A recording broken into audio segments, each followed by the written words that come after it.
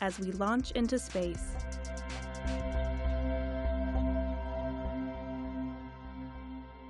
And I'm on the International Space Station, and we're going to look at how we can use solar sails for propulsion of spaceships and compare that to how we use sails on Earth when we are within the atmosphere.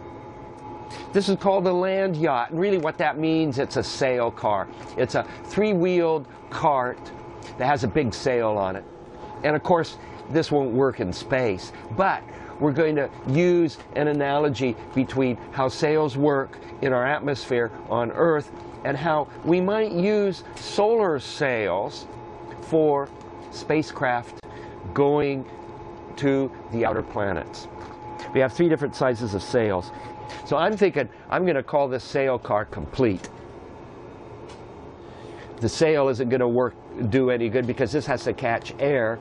And of course, you don't want Lego Guy to be out by himself without a spacesuit on. He wouldn't be very happy.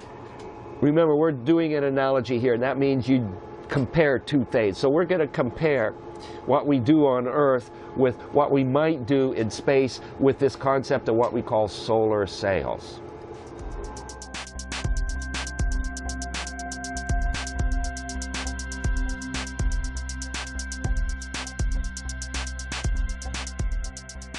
Okay, here we have our earthbound land yacht.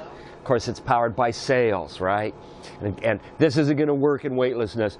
But what I want to show you is that when you have solar wind, and solar wind, it's not like wind that we have on Earth. Solar wind is a stream of small amounts of gas and particles that come off from the sun. Very, very low level of forces that you can extract from solar wind. So your sails have to be big. So a sail like this, which works well if you're sailing in the desert on Earth, isn't going to work very well in space. You're going to have huge sails. So let's see what we could do here. Let's try to get some huge sails on this guy. And remember, this isn't going to work on the ground, but in space it doesn't matter how you arrange things because there isn't really an up and a down. So now we have all of this available surface area to catch the solar wind.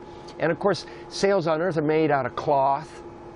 Solar sails in space are going to be made out of a different material, probably very, very thin mylar, maybe even very, very thin metal, such as aluminum, vapor-coated aluminum.